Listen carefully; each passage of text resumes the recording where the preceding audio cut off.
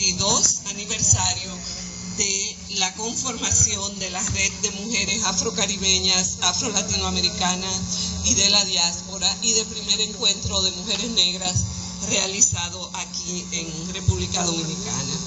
Muchas de estas compañeras no están, pero es importante recordarlas. Irene Hugueto, de Venezuela, Maricari Olán, de Haití, Josefina Brinston, de Venezuela, y Matilde Lindo, de Nicaragua. Pero muchas seguimos dando las batallas en diversos escenarios. Quiero por unos minutos recordar a través de imágenes el 25 de julio de 1992. Muchas de las mujeres que están aquí se van a ver reflejadas y otras no están, pero le prometemos. Ahora.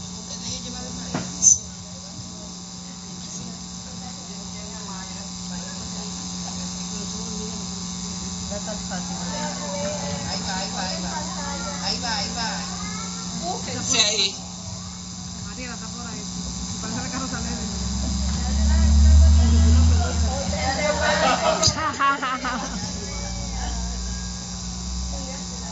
Mira si no va.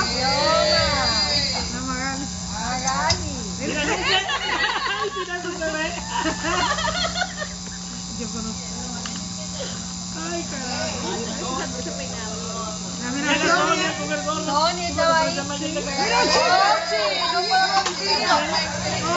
Mira, el mosquito, hasta allá se ven los mosquitos. La chikungunya del mundo. Ajá. Aquí vamos a salir en Facebook. ¿Hacen hormigas? Luisa. Sí, de nuevo. No, pero Piojo, mira que...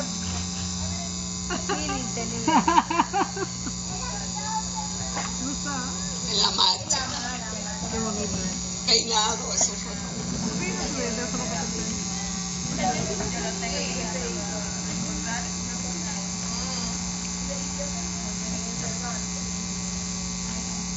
Era la la uruguaya. Fue la radio. ¿Papá quién es? Esto era en el local de Muda. Sí. Dios mío. Ahí estaba Cecilia Millán. Ay, sí.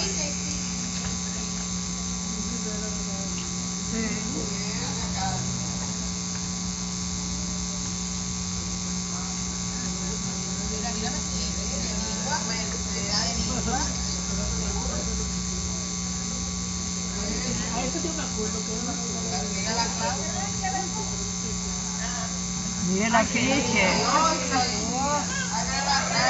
Mira la reverenda. Pero, ay, pero va a llover mucho. Esos son hormigas voladoras. Ya llovió. No, que va a llover. La que no me quede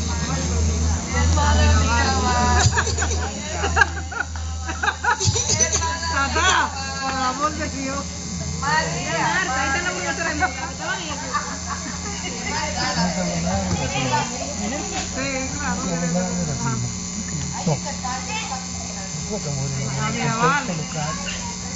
Hay una cierta infelicidad que uno puede decir que es un tipo de partida de personas. Que lo diga, que no va a ponerle a Pero hay una chica que sabe quién era.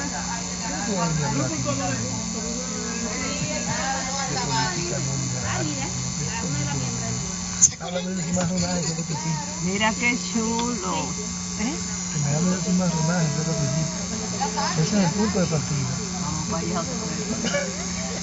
Óyeme, el 21 de agosto tú tienes que estar aquí. Está bien. Vamos a conmemorar. Que yo no voy a hacer evento. No, No, porque con usted que yo hablaba. Esa me fue la quería indígena cambiar que ese baile. invitamos. no, tú tienes que sostener tu No, es que ya hay demasiado. Wilfredo me dio una vaina, el otro Pedro Catrín me dio otra vaina, Nina me dio otra vaina. O sea, todo el mundo lo que quiere, yo digo, yo ven acá, pero al fin y al cabo yo... y ellos dirigir la vaina. Exactamente. Pero yo soy un muchacho mandado. Malena, por Dios. Mira qué lindo. Oye.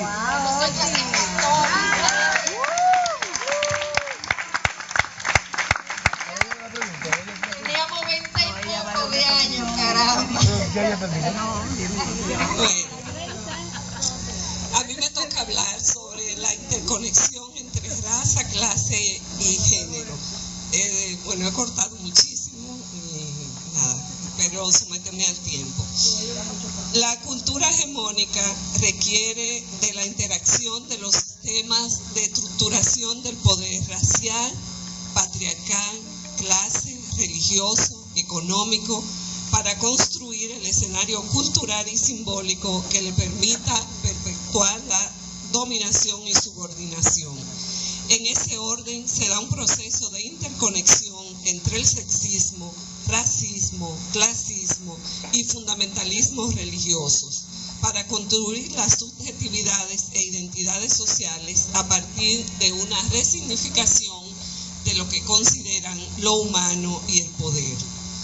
Todos esos sistemas mantienen una coexistencia armónica y funcional, a la vez que se reproducen culturalmente bajo un manto de sutilezas que lo presenta como si fueran sistemas escindidos, sin ningún tipo de nexos, como sistemas y categorías que actúan en realidades y esferas diferentes de las identidades. Se empeñan en no dejar traslucir su dinámica de intersección e interacción y sus mecanismos de actuación sobre las construcciones sociales. Cuando no analizamos esas categorías en su forma dialéctica e interdependiente, se produce un espejismo que distorsiona la realidad y como resultado vemos expresiones aisladas de la subordinación de raza por un lado, la subordinación de género por otro, en fin, o sea, vemos como si fueran categorías sin ningún tipo de conexión. Esas categorías comparten una misma perspectiva de subordinación y de poder, que se expresa de manera tangible, que es lo visible, en la discriminación. Esa es la puerta de salida, la manera en que se expresan esas construcciones sociales y en que se corporaliza la subordinación.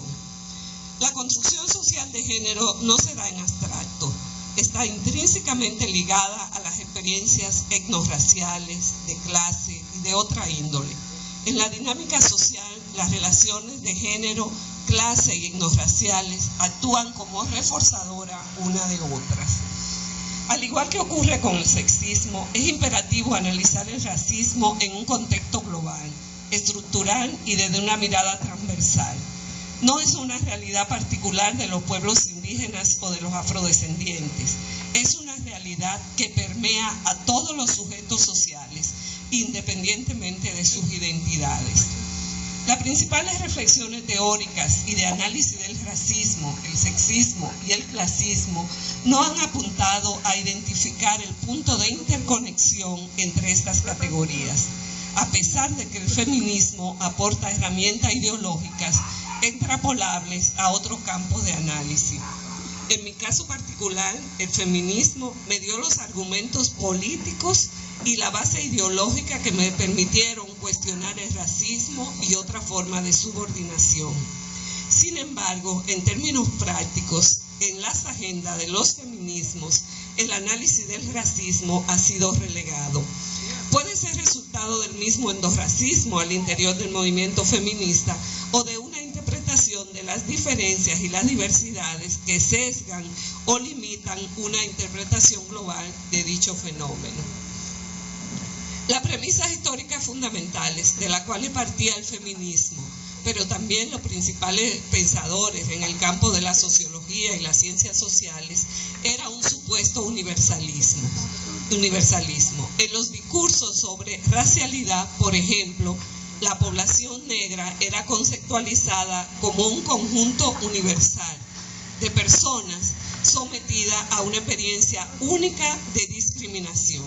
En el campo del feminismo pasaba lo mismo. Las mujeres éramos una masa única impactada por el patriarcado que nos dejaba a todas en igual desventaja frente a los hombres. Bajo este referente se fueron articulando los diferentes movimientos sociales. Fue el feminismo el primer campo donde se empieza a cuestionar este supuesto universalismo, sobre todo a raíz del debate que se genera entre el feminismo de la igualdad y el feminismo de la diferencia. Pero son de manera particular las mujeres negras, sobre todo las afroamericanas, que generan los principales debates en un primer momento y que luego, posteriormente, siguieron algunas teóricas europeas. En ese debate entran en escena nuevos conceptos como discriminación múltiple, discriminación agravada, discriminación activa, multifactorial, igualdad multidimensional, los cuales aportan elementos para la comprensión de la interseccionalidad entre categorías diversas. A partir del debate entre el feminismo de la igualdad y la diferencia, se produce un amplio análisis y debate, sobre todo en los Estados Unidos, que contribuyen a la comprensión de la interseccionalidad. Nancy Fraser, una feminista de Estados Unidos, una feminista blanca, y la principal teórica sobre el tema. Francis plantea, debemos entender que las diferencias de género se interseccionan con otros importantes ejes de diferencias como son clase, sexualidad, nacionalidad, etnicidad y raza. Y debemos arreglárnosla para no perder de vista todas estas diferencias entrecruzadas, mientras luchamos simultáneamente para ampliar la democracia y remediar múltiples formas de injusticia. Pero a mi modo de ver, las contribuciones más importantes vienen de Kimberly Greenhouse, una activista afroamericana que en 1989, por ejemplo, planteaba que la interseccionalidad es una conceptualización del problema que intenta capturar tanto las consecuencias estructurales, esa que hablaba Oche ahorita, como las dinámicas de la interacción entre dos o más ejes de subordinación. Más específicamente aborda la manera en que el racismo, el patriarcado, la opresión de clase y otros sistemas de discriminación crean desigualdades de fondo que estructuran la posición relativa de las mujeres, las razas, las etnicidades, las clases y otros similares en la sociedad. En nuestra región, desde la década de los 80, empezamos a abordar el tema de la discriminación particular de las mujeres afrodescendientes y de la discriminación múltiple, a partir de las reflexiones y cuestionamientos que impulsamos las mujeres negras al interior de las organizaciones afros y de las organizaciones de mujeres feministas. Aunque en la década de los 70 se dieron expresiones aisladas de este análisis, es en la época de los 80 donde empieza con más fuerza. Los encuentros feministas fueron escenarios muy importantes donde un pequeño grupo de mujeres empezamos a hablar de las múltiples discriminaciones. En el segundo encuentro feminista, por ejemplo, realizado en Perú en 1983, sale la primera declaración sobre este tema. A partir de ahí iniciamos los preparativos para la organización del primer encuentro de mujeres negras de América Latina y el Caribe, el cual se materializa en 1992 en la República Dominicana. Como resultado de esto es que surge la red de la cual ya habíamos hablado. Una gran dificultad para hacer ese análisis, primero, que la mayoría de sistemas de información y estadístico no incluyen variables e indicadores que permitan hacer análisis y obtener datos sobre la interacción de dicha variable, sobre todo en materia de género. Eso es un problema serio para poder analizar estas interconexiones. Un análisis y comprensión de la interseccionalidad de esas diversas categorías es necesario para cambiar las múltiples discriminaciones que vivimos las mujeres, en especial las afrodescendientes. Pero esto es una agenda pendiente, tanto del movimiento feminista como de los movimientos etnorraciales, hasta que no asumamos como una agenda trabajar todas estas categorías de manera articulada, de manera interconectada.